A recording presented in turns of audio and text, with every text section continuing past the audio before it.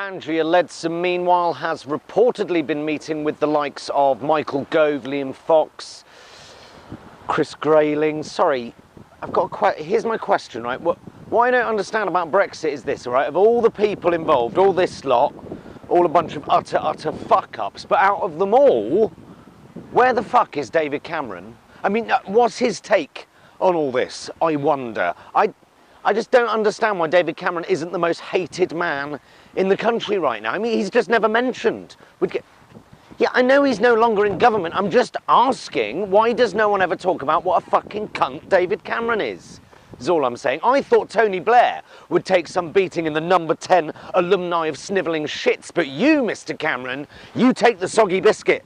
Mate, go on, swallow it down. Remind you of your Eton days, does it?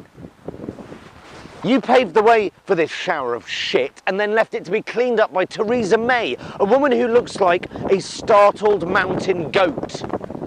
And look where we are. 2 years on, you've still got Remainers saying the vote isn't valid, the margin's too slim, we'd better have another referendum. Hadn't we? Well, no, because by your own logic, you'd have to win by a landslide, and that isn't going to happen, is it?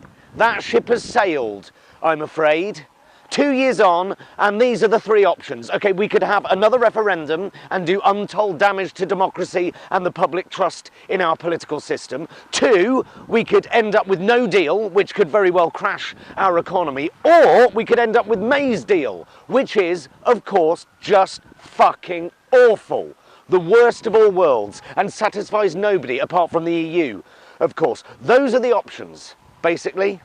The truth is that this was never going to work because ultimately the government doesn't believe in Brexit. Both sides have always treated the negotiations as damage limitation rather than an opportunity that I happen not to have voted for, but an opportunity, possibly.